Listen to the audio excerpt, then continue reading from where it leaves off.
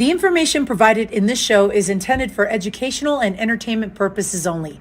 Viewers should use their own discretion and consult with a healthcare professional for personalized guidance and recommendations.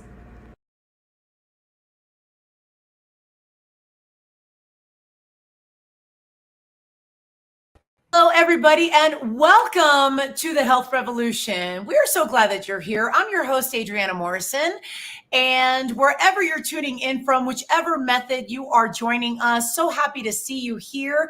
Just know that as you're tuning in on the live broadcast, you can always type into the show comments. And of course, if there's any comments that come through the air, we would love to read them on air and share your input and feedback. Don't forget that as we are moving through this episode, there are show notes at the very bottom. We're going to have some nuggets and some takeaways. And so I just want to bring to your attention, you're going to want to reference that going forward. Our show is all about engaging conversation, elevating health and wellness, and empowering transformation.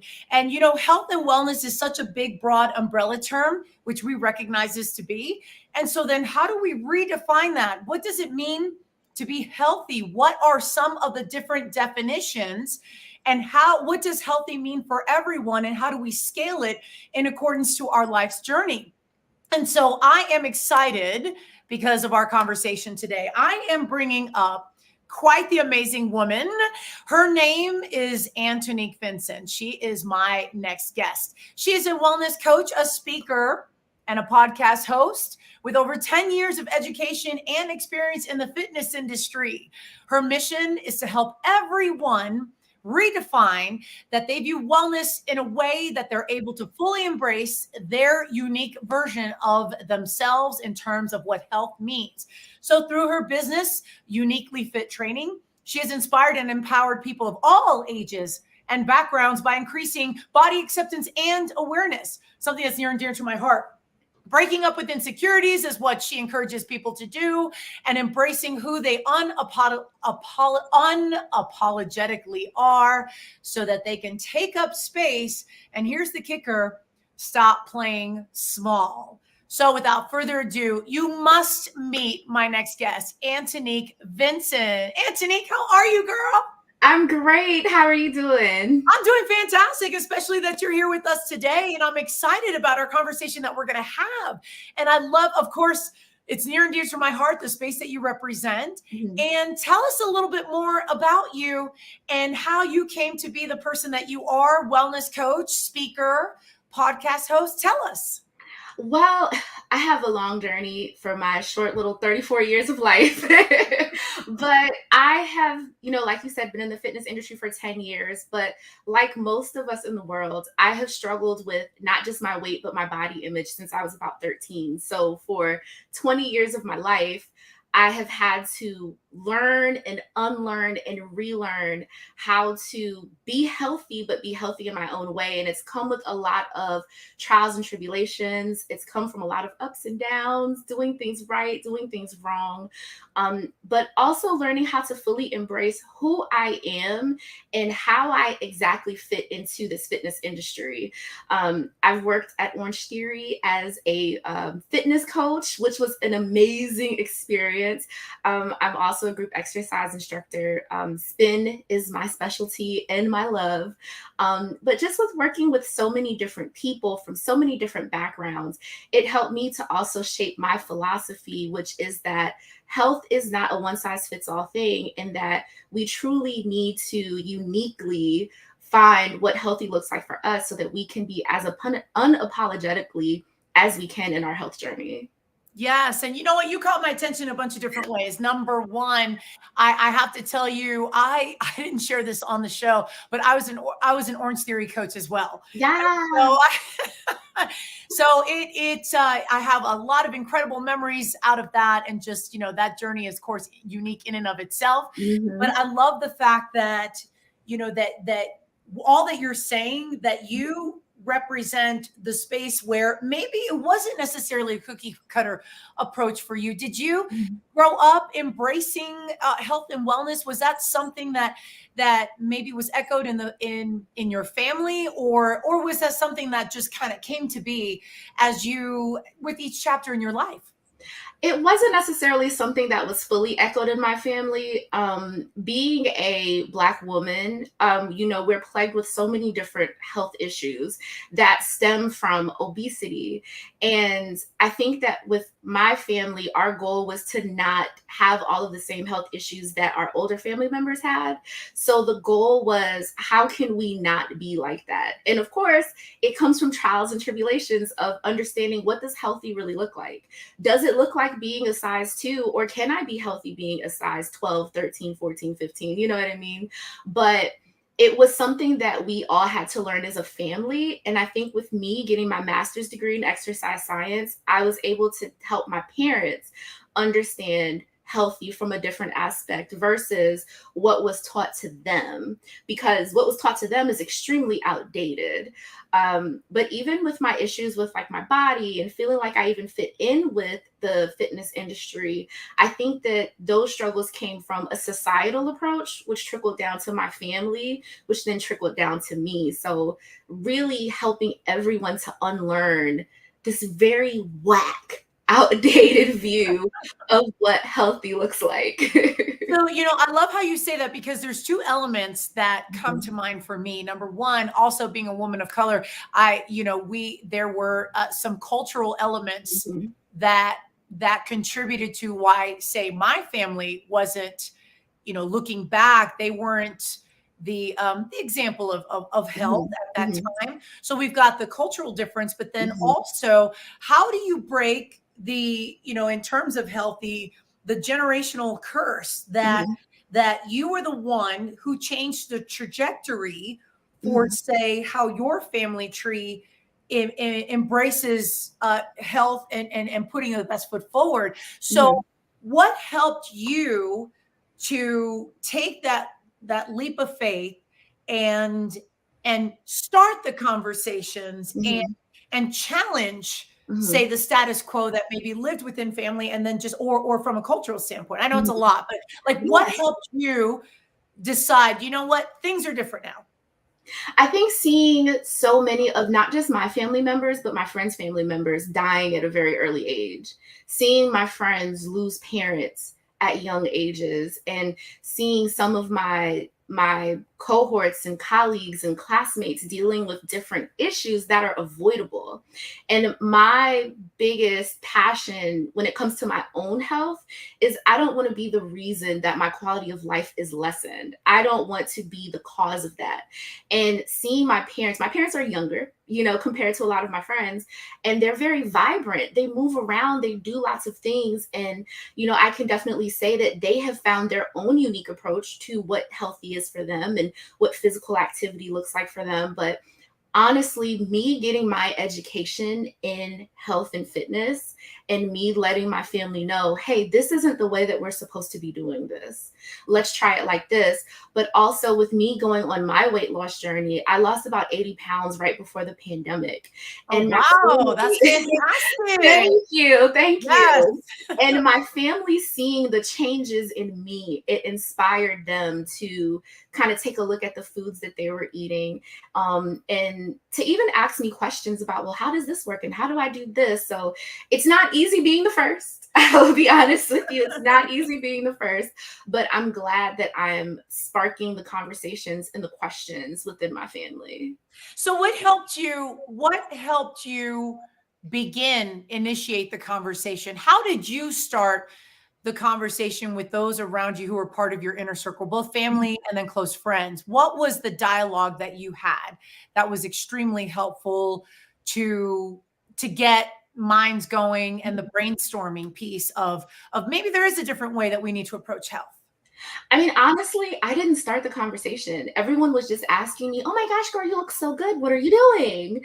And so we would get into the conversation of, what were the foods that I was eating? What type of exercising was I doing? And a lot of my friends and family tried to exactly replicate my journey, and they were having struggles because there are foods that I like, that I can tolerate eating on a health journey, that other people may not be able to. So then the conversations became, well, what do you want to do? What foods do you want to keep in your diet? What movements do you want to start doing? So that we can just make it work for you. You know what I mean? And the one thing that I tell all of my friends and my family is that it's not always easy. You know, you have to have that discipline, but also to be so sure about yourself, about where you want to see your life 5 years from now, 10 years from now. You know, the last thing that I want is for, you know, my family to have to drag me everywhere and wheelchair me. And, you know, if I eventually have children, I don't want them to be like, well, mom's in the hospital again. You know, I didn't want them to experience that. You know what I mean? But sparking the conversation literally just came from me being in this space and my friends and family feeling comfortable enough that I'm an open vessel, that they can talk to me about their struggles and the things that they want and the things that they don't want. Well, how did you address pushback that came your way? Because and when I ask that, I'm thinking of the context of when you start the conversations, not Mhm. everybody is going to Mhm. buy into this new journey, especially Yeah. if it challenges comfort zones. And Yeah. I know for me, you know, the majority of my family tree, there was a time where the vast majority of them were extremely unhealthy. And so even though Mhm. I was going through my own journey, very Mhm. similar to you, by the way, I had lost 50 pounds Yeah. after in my late 20s, and I was over 200 pounds for almost a decade. And Mhm. even with my journey, there was still this level of leaning back, the Mhm. apprehensiveness, Mhm. the dialogue that you can't, you know, you can lead a horse to water, but you can't make them drink. That's very true. How did you address the pushback when there were loved ones in your life, both Mhm. family and friends, that maybe didn't right away jump on board with what Mhm. you were doing regarding health? For me, and this may not work for everyone else, I was just very, that's your business. If you don't want to do it, that's your business. I mean, I can't spend my energy forcing someone to do something. Mhm. Eventually, a lot of my friends and family were more comfortable and willing to come on board and ask questions. Um, but my biggest thing is, if you don't want to do it, you don't want to do it. I can't save everybody. I can't be your motivator all the time. You have to have some type of eccentric motivation within you. But my catchphrase is, I mean, that's your business. That is true. And so with your personal journey, Mhm. could you see yourself doing what you're doing today? And we're going to get into all the hats that you Mhm. wear, but could you then, as you were transforming to be a healthier version of you, Mhm. see where you were going, or Mhm.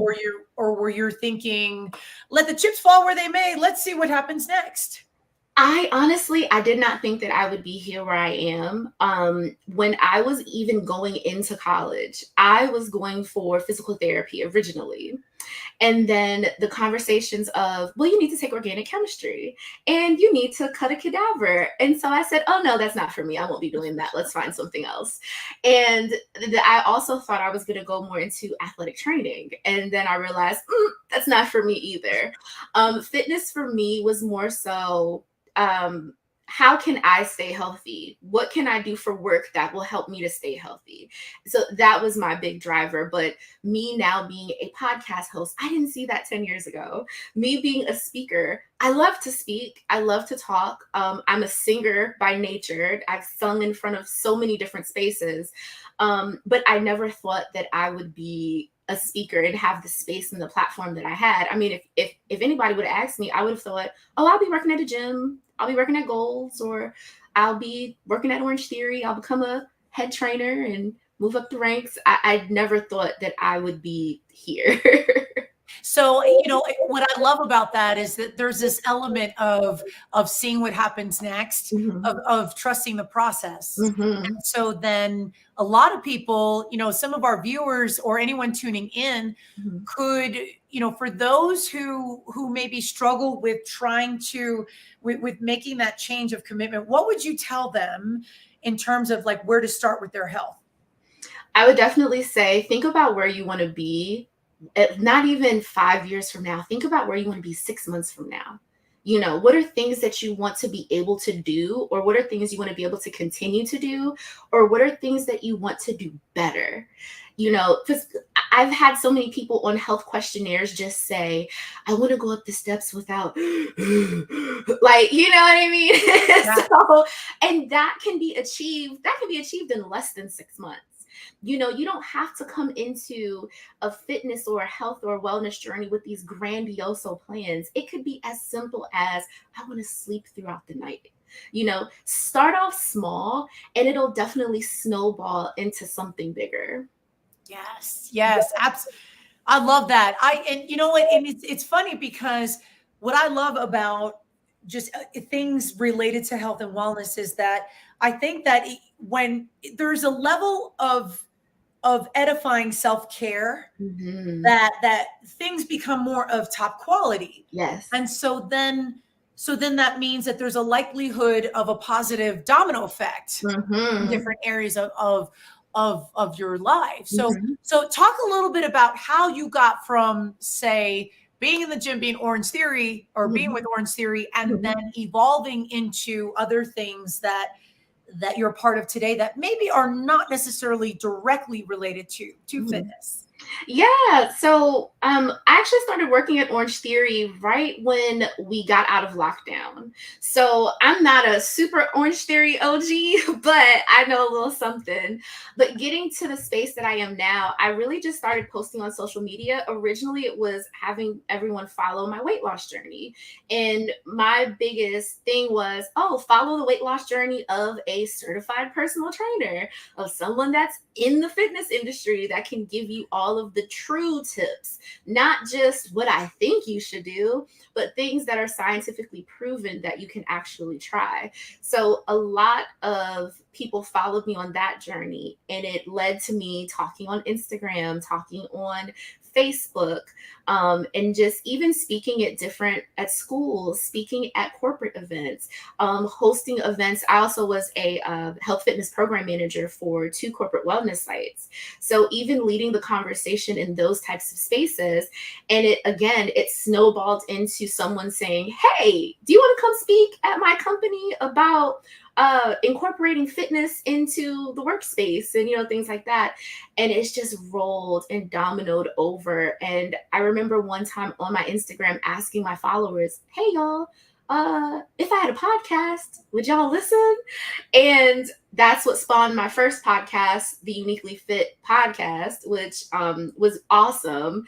And so many people listened to it. Shout out to everybody that did. And now it has spawned into the Redefining Wellness podcast. So everything is literally a snowball effect or that trickle down effect. I love that. And and it's funny because when we think about health and wellness, it's the very thing that allows us to push forward is just that level of value that we're placing. And I Mhm. almost and I look at it as, it requires us to put our best foot forward. So in Yes. order to put our best foot forward, we toe the line and we face situations Mhm.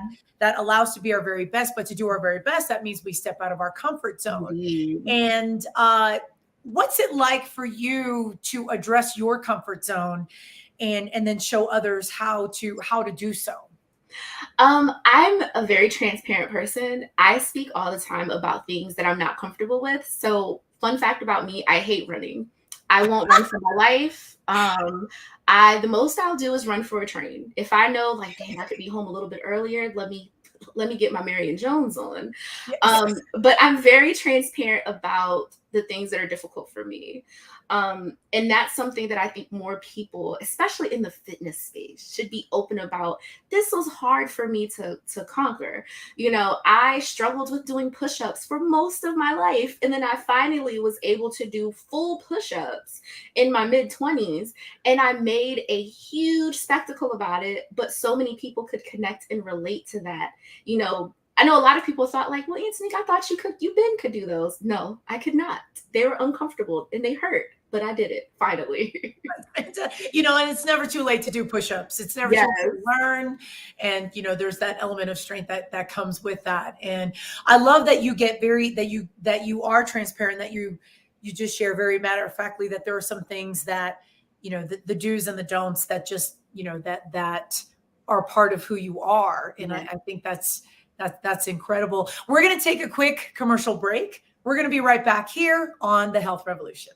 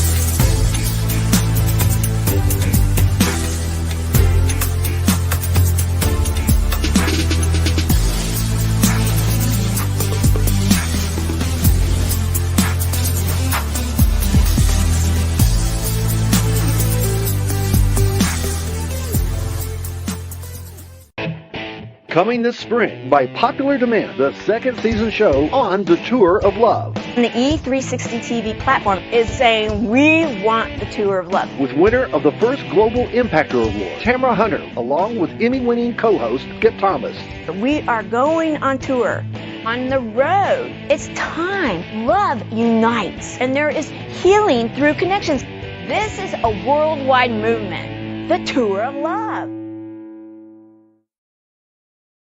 We're back here on the Health Revolution. I'm your host, Adriana Morrison. My guest today is Antonique Vinson, a wellness coach, speaker, and podcast host who helps others redefine how they view wellness so that they stop playing small and they live the life that is optimal in every way possible. And so before the break, Antonique, we were talking about some of the transparent ways that you show yourself to be an example for those who are following you and for those who are tapping into your journey, looking for inspiration and for guidance as well. How do you help others redefine their path when they, and I wanted to dive into this in how they want to hit their goals, but how do you redefine it without it being a cookie cutter approach? Oh, yes. So, as as a fitness professional, you always do, your health questionnaire, you do some type of health consultation. And I ask my clients, what do you love about your life right now that you want to continue to have even on this health and wellness journey? What are foods that are non-negotiably, I'm not getting rid of it, don't ask me to, I am going to cheat, all of that stuff. But most importantly, I ask them, what do you see for yourself as far as healthy? Is it that you don't have to prick yourself for diabetes? Is it that you're not sitting in a dialysis center 3 or 4 times a week? How do you see healthy? What exactly does it look like for you? And I always tell them, there's no wrong answers. Healthy could be, I'm going to Zumba every week. Healthy could be, I'm going to get Chipotle. That's me. Healthy could be whatever it looks like for you, but I never make anyone that comes into my space feel uncomfortable with their answer. And I know that previously, and in some spaces that are still within fitness, a lot of newbies coming in are made to feel uncomfortable because of the life that they are currently living, or they're made to feel they're shamed for it. So then they end up in these wellness journeys that look nothing like them. It's like they completely remove themselves and try to take on someone else's identity in that journey. And I remind them, you're going to be you, whether you lose this weight or you don't. You're going to be you, whether you decide to change the foods that you eat or you don't. The goal is for you to still be you, just a healthier, more cognizant person about the choices that you're making. So I love this. And there are times that being a fitness professional, that you have to have the tougher conversations. So what are some of your favorite ways to guide clients or prospective clients, those who are, or maybe just, maybe they come around and they want to pick your brain and just kind of get a feel for how you roll in your space as a fitness professional. How do you handle the tough conversations so that people feel supported, but also we're being honest without coddling? I think the beautiful thing about my journey and who I am as a fitness professional is that I have been there. I know how you feel, just like you, Adriana. You have been there. So if someone comes to you and they say, I just feel so bad because I have all this weight on me and I feel X, Y, and Z. Girlfriend, I felt the same exact way.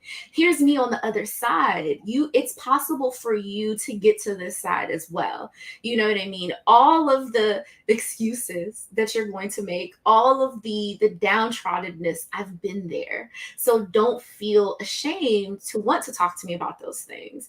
I know the journey and I know the struggle. So I can give that, hey, we're not doing that today.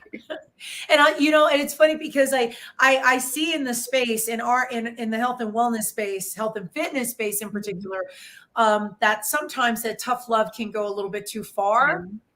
Because say, we are so passionate. We just want you to be healthy. And oh my goodness, don't dig a grave with your own fork and the whole thing. And so then how do you approach those conversations? And I love being able to dive into this because I'm looking at practical examples for anyone who's watching of how clear, say, someone like you is in your intentionality to connect with someone to help them. So I'm a digger. Let's look at what you did or didn't do, and let's figure out why you did it or didn't do it. Let's look at some of those patterns. Like, let's actually have a conversation. You know what I mean? So like, one of the things about me is that I have been an emotional eater since I was 8. And being an emotional eater, you can also be a food hoarder. So I would hide my food or snacks so that when I get emotional, I know where all my little snacks are. Like, my mom, hey mom, you didn't know where any of those snacks and stuff were, but I knew where it was. You know what I mean? So being able to dial back and do the health coaching, let's figure out where a lot of these behaviors come from. Let's figure out where the blockages are. Let's figure out where the struggles are, because sometimes a lot of the things that our clients do, it's not because they don't want to do it or because they're afraid or whatever. It stems from something a little bit deeper. And I always suggest to my clients, hey, I think you should go to therapy, because it will help you on this fitness journey that we're now on. So sometimes it's a little bit difficult to have those conversations because you don't exactly know someone's history when it comes to if they have struggled with things like an eating disorder, or if they struggle from abandonment issues. So then they've learned how to self-soothe with food and, all of those things. But being able to just say, hey, let's stop and figure out what's the real issue here. Yes. And that's extremely important. And, it's almost like it's a careful dialogue, but something that has to be had, or at least the conversation, so that they know we really got to put in the work. Do you find that there are trends since COVID that have gotten your attention with how people manage their journeys? Are there any particular trends that you're noticing since COVID hit worldwide? As far as you mean, like as far as with like the eating and movement and things like that, there have been so many, and sometimes I've noticed there's one like the 75 hard and 75 soft. That's one that really caught my eye that a lot of folks are doing. And personally and professionally, I feel like a lot of these trends are just to kind of distract you from what your real issues are when it comes to health and fitness and your own health journey. You know what I mean? Personally, do I think someone should be exercising intensely twice a day for 45 minutes? I don't. That's just me personally, because I feel like there's other things that you could be learning in that time. There's other skills, there's other health things you could be learning, there's other things you could be participating in. But ever since COVID, I've noticed that everyone is just on this, I have to get that COVID weight off. You know what I mean? Everyone is in that space and feeling even more stressed and uncomfortable in their bodies because we've been home for 3 years. And you're able to just let it all hang out. You don't have to show off for anybody. And now that we're back outside, you know, a lot more people are feeling the social anxieties because they don't look how they looked before COVID. And now they're struggling to get back to that point, when in actuality, your goal should never be to get back to who you used to be. It should be to recreate a new person or to recreate a new journey. Like, that's okay too. That's a great angle to address COVID. And, you know, COVID, I almost feel like there's an I hate to say a silver lining, because for the physical outcome and the scariness behind what was, you know, what made COVID the way it was, I think a surprising element was that COVID showed so many people who they really were, or that there were underlying issues that were brought to light. Yes. Because of situations. Have you noticed that sometimes that there are some clients, or even like people who you've known who maybe that food became a different challenge back then to where it's more of a health issue today? Yes. A lot of people, and myself included, that were in a space before COVID where you're moving and shaking, so you don't really need to use food as a coping mechanism. But then COVID, boom, hits you in the face. And now we're ordering, we're door dashing, we're Uber Eating, we're doing all the baking, we're doing all the things. Not saying that that's horrible, but for those of us that have struggled with emotional eating and using food as a coping mechanism, I think we kind of dove headfirst back into a lot of those things. And now that we're coming back out of it, it's caused a lot of health issues. There has been a lot of studies and a lot of articles that has been showing the post-COVID obesity rates, the post-COVID cholesterol rates, diabetes rates, all of those things. And also because of the lack of movement that a lot of people have been doing for the last 3 years. And more people in that space that have noticed that their health has changed are starting to experience, again, more anxiety, more depression, because they're not the person that they were before COVID, or the things that they thought that they had dealt with before COVID. COVID said, no, you didn't. Now you got to deal with it again, you know? And it also taught us that health is not a linear thing. Health is a roller coaster. It is wild world, y'all. Like, it is not a one-time fix-it thing. We have to continue to keep moving and to keep progressing. And COVID really showed us that, oh, you cannot stand still. You have to keep moving. Absolutely. You know, one of the trends that really stuck with me was just the rate of adult obesity in the United States that has climbed since COVID. And I think, and you may have seen this data, that that 2020, in the year 2021, we had hit 40% adult obesity rate in the United States for the very first time. And right now we stand at 43. So within 2 years, this has been an accelerated, alarming rate of growth. So what kinds of conversations are you having in your circles, both in the professional space with other colleagues, and then those who are just discovering who you are and what you represent? What are those conversations looking like these days? The conversation professionally has been, what do we do essentially as health practitioners? What new strategies do we now have to come up with? Because before COVID, remote work wasn't a thing. And now remote work is even more of a thing. You know, having a sedentary lifestyle is almost comparable to smoking now, which a lot of studies have shown us. And so on the professional side, what type of programs can we create to get people moving again? You know, what kind of services can we offer? And I've seen a lot of people in the fitness industry that have really been trying to do those things. And I applaud all of us for all the efforts that we're doing. On the personal side, the conversations that I have been having with my friends is, we just have to get healthy. We have to be healthy. And I'm in the age range where a lot of my girlfriends are trying to start families. And as Black women, we know that the disparities of our birth rates and, Black women surviving giving birth and labor are much lower than our counterparts. So I tell my girlfriends, y'all, first and foremost, yes, weight loss is important, but health in general, that is important. That is the key. And that's what we need to focus on. Do you think that there's a lot of, and I'll just point blank ask you, do you think that there are a lot of role models in the health and wellness space and women of color? Do you feel like that we don't have enough, or do you feel like it's slowly emerging, or any of that? What are your thoughts on that in terms of representation? We are definitely slowly emerging. When I got in the fitness industry in 2011, the only Black woman on a high performing national scale that I can recall was Jeanette Jenkins. Like, that's the only person that I saw. And I was like, Jeanette, yes, please, thank you.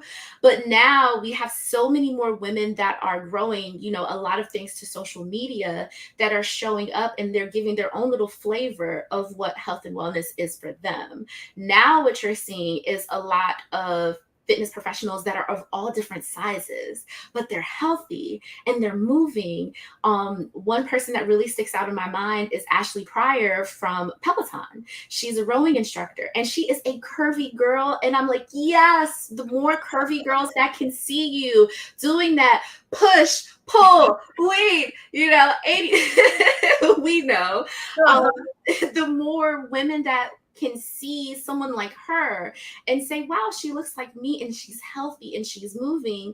I can do the same thing. I can be healthy just like her. And unfortunately for years, and myself included, the intimidation has always been, I don't look like that person. So maybe I really can't be healthy. With this wave of more Black women and different sizes out there, more people are saying, wow, I can be healthy because she's healthy. So I can be healthy too. I agree. I'll tell you, for me, when I first entered the space, it was something that I didn't see a lot of women of color. I just, and I had struggled to see those role models. And so I felt like, well, here we go. And then I just trusted the process, and then, and did my best to represent well and have those conversations. How do you cross those like social and racial boundaries to have the conversations for health for women who maybe don't look like us, or women who, or we'll just say like women who don't look like maybe me and you? I try not to stick so much on issues that are specific to Black women. I know in who I'm talking to, thank goodness I have a platform where it's not just Black women. There's women of all colors, women of all ages. And I try to touch on everything that affects us. You know what I mean? And also being a spin instructor, we need more Black women spin instructors, by the way. Oh my God, that's another thing you and I have in common. I was a spin instructor for a few years too. I'm more young than I realized. Yes, we need more of us. And in a lot of those spaces, there aren't too many women that look like me that even come to my classes. But I try not to create a space that's segregated. I try to create a space that's just fun and educational. And it's not, hey, I'm Antonique, a Black woman that's lost weight. Hey, I'm Antonique and I lost weight. My identity as me, I think, has brought more people into my platform and into my space, and to help them to really embrace healthy in a way that just works for them. You know what I mean? Can we have in your opinion, do you think we can have the careful conversations if the situation requires it? Do you feel like it's too delicate for the moment in terms of getting healthy, getting the workout on, all of that? What does that look like for you? Do you feel like we can have those conversations? I feel like, for me, on a personal side, if I say that I love you and care about you, we better be able to have those types of conversations. You know what I mean? If I notice that, like, hey girl, you're taking a long time to get up the steps. all right? You know what I mean? Or even on a professional side, I should be able to say, to just ask you, hey, how is your health journey going? Are there any questions that you might have? Or, what are you experiencing that you don't like at the moment? But health and wellness should not be a taboo conversation. I'm not talking about politics. I'm not talking about a lot of those things. Now, there are moments, because I'm in the DC area, I do talk about the health disparities between the wards in the district and food deserts and things like that. But health should not be a difficult conversation to have, because we all want to live. And in order to live, we have to be some level of healthy. 100%. I completely agree with that. We're going to take a quick commercial break. We will be right back here on the Health Revolution.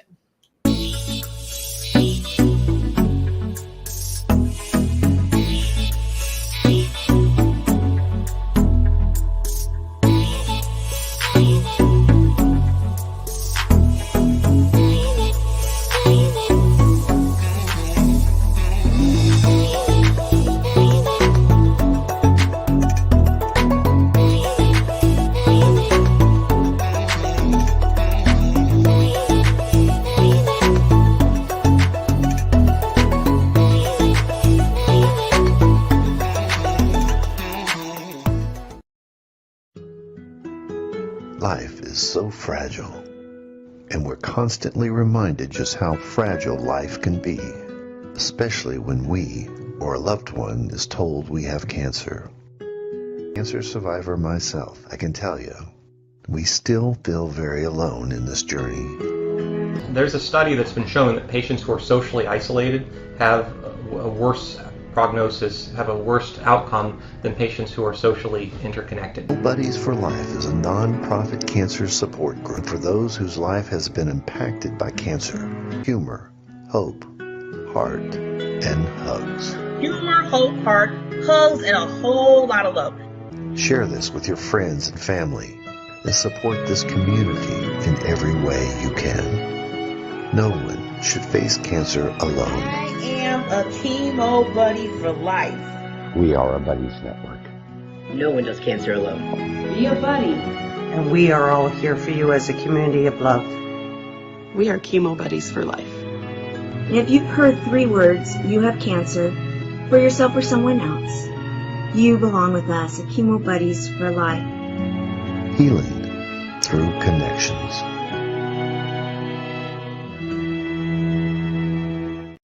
We're back here on the Health Revolution. I'm your host, Adriana Morrison, and no matter how you're tuning in, please don't forget to hit the subscribe button at the bottom of your screen. We're spending some much needed quality time with my guest, Antonique Vinson, a wellness speaker, a wellness coach, speaker, and a podcast host.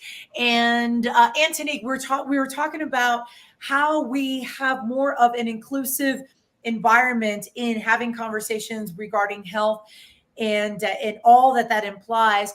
How do you see us being better able to lock arms for women, regardless of social background, regardless of age? What are some things that help you to connect with as many women as possible in person or also in the virtual space? Oh, yes. Just understanding that sometimes being healthy is not always easy. When I started my journey in my 20s, and you can attest to this too, being in your 20s, you have more energy, you're vibrant, you're out here, you're in the streets, you're doing all the things. And then as you get older, if you decide to become a mom or to become a wife, life starts to be like, whoa, this is a little difficult. How do I manage all of this? And the way that I connect is not shaming anyone that their life doesn't look like mine. I'm not a mom and I'm not a wife, but I can empathize with the fact that life is a little bit busier for a lot of people. So empathizing with where your life currently is, or also empathizing with the struggles that you just feel with trying to reach that level of healthy that you want to be. And I think that more people within the fitness industry need to have a little bit more empathy and a little bit more compassion to understand why there is truly a struggle. You may not struggle in that area, but that doesn't mean that everyone else isn't. That's true. And, and I've learned, cause I'm a little bit older than you, but I've learned is that to have some of these conversations takes time to get intentional with how you're connecting with someone. And I wondered sometimes, just reflecting on the health and fitness industry, if because we're sometimes pressed for time, that it seems like it's not something that it's just scratched at the surface, whether, if somebody's struggling because maybe they're older and they just don't know how to, how to best move in a way that's most appropriate for them, or you have a woman who is, maybe she's got a unique circumstance, but it's not something that, like, say, that health and fitness professional is going through. So what are some things, and I almost feel like this is a topic that has to be addressed for our industry. What are some things that help you to have the right conversations where we are taking the time, even though we just don't have a whole lot of time when we're spending time with those trying to get healthy and they're looking at us for support? Definitely. For new clients that want to work with me, I do a 60-minute consultation. And in that 60-minute consultation, I literally, this is your floor. This is your space. Tell me all of the things that you're struggling with, all the things that you're afraid of, all the things that you dislike about health and wellness. This is all about you. This journey is not about me. And I think that what happens is a lot of people in the fitness industry make other people's journeys about them because they want to have the before and after picture that they can show and to potential clients and things like that. So I think taking the time to understand that the person that's coming to you, they're coming to you for them. They're not coming for you. You already have it. You know what I mean? So we get so invested into the outside parts that come with being in the fitness industry.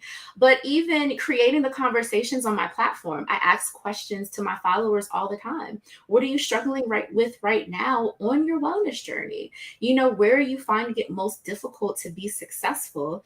And I always keep a very open door policy on my social media accounts for people to ask me questions. And I also host programs where it's kind of like a wellness coach in your pocket. You can ask me any question and I'll respond to you, maybe in 15 minutes, maybe in like 2 hours, but you are going to get a response.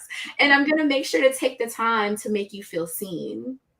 What are your favorite ways to show up with clarity and intentionality on social media so people get the message that this is the space that you represent? What elements do you embrace in how you show up on social media? I greatly embrace speaking versus jumping onto the trending thing to do.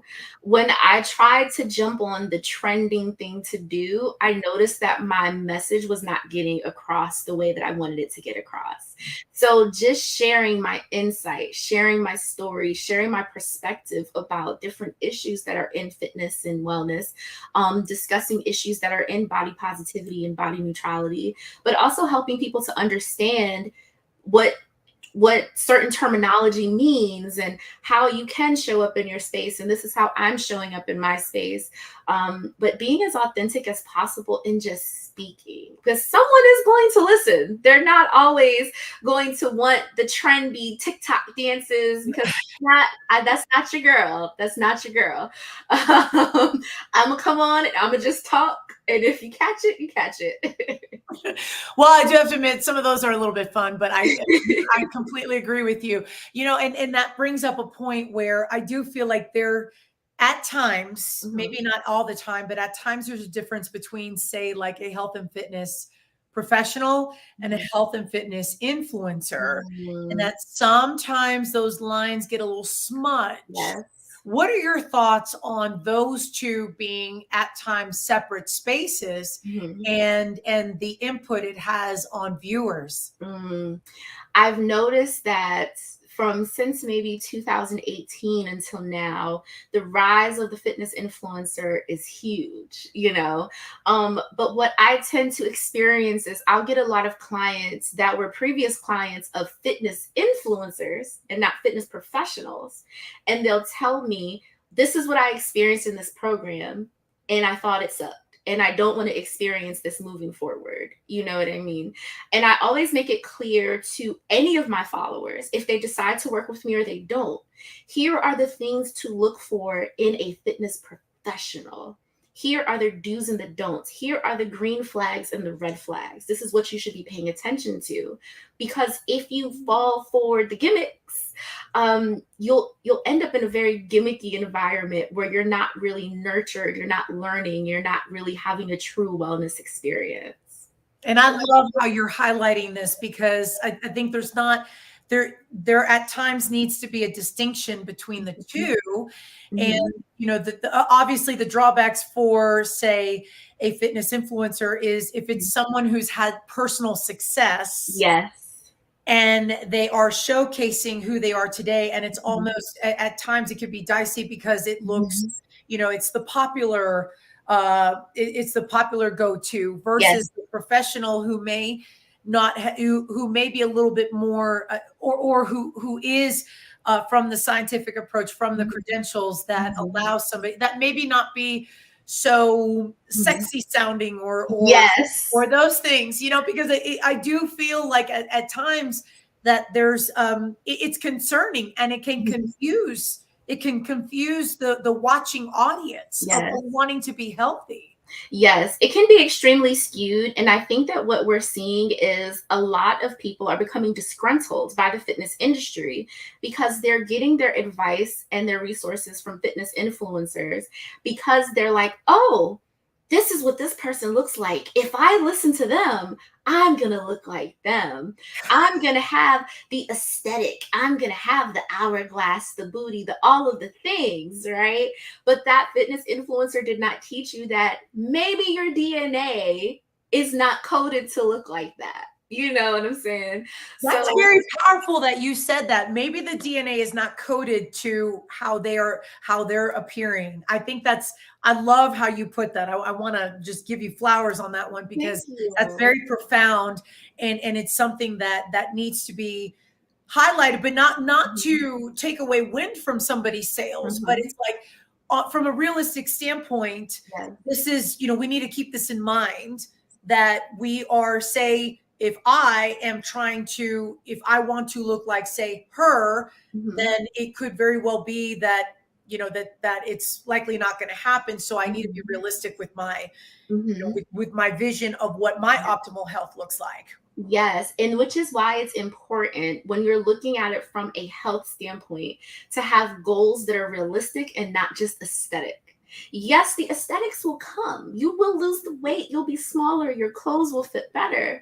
But let's focus on the inside. What's that lab work looking like? How are your lungs feeling when you're walking up and down the steps? You know what I'm saying?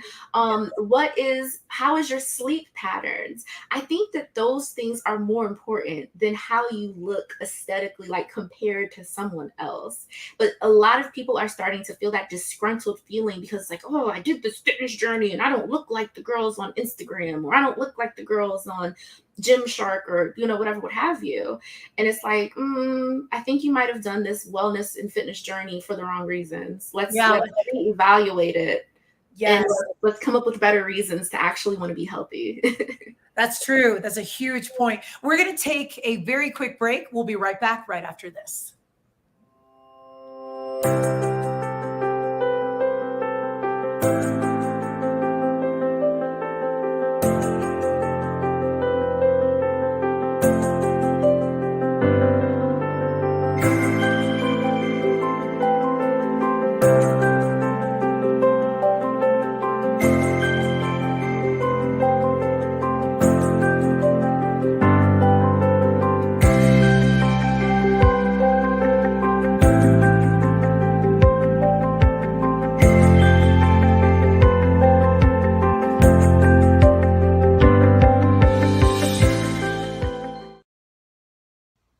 Jeff Pearson here, host of Invisible Condition, where we talk about all the people who are living and thriving with all those conditions that you can't necessarily see from the outside. Join me every Tuesday and Friday at 10 a.m. Mountain Time on E360 TV.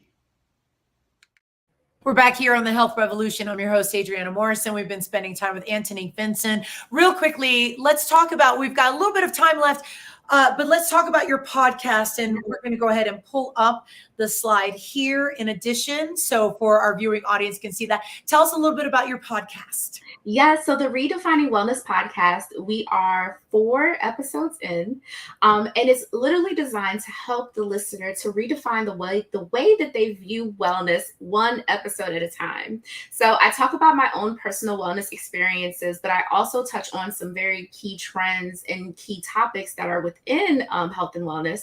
And I bring in awesome guests, and we talk about all different facets of wellness. My most recent guest host, she is a sex therapist, an intimacy coach, and relationship expert. And we talked about why those things are important on your wellness journey. So check us out wherever you stream your podcast. Every Tuesday, a new episode drops.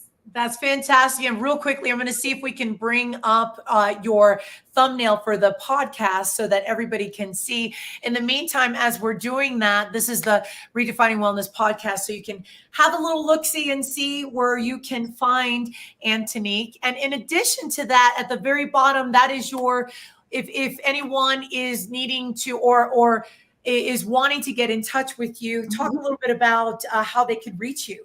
Definitely. So my Linktree link is right there. It has all of my Calendly links and everything there. You can also shoot me an email, info@uniquelyfittraining.com or uniquelyfittraining@gmail.com. Those are the 2 options to email me. I'm on Instagram and TikTok @HeyNeekV, and my website, uniquelyfittraining.com. Fantastic. And Antonique, I'm so glad that we had the opportunity to talk today. It was such a pleasure having you here. Thank you so much for having me, Adriana. It was awesome. It was amazing.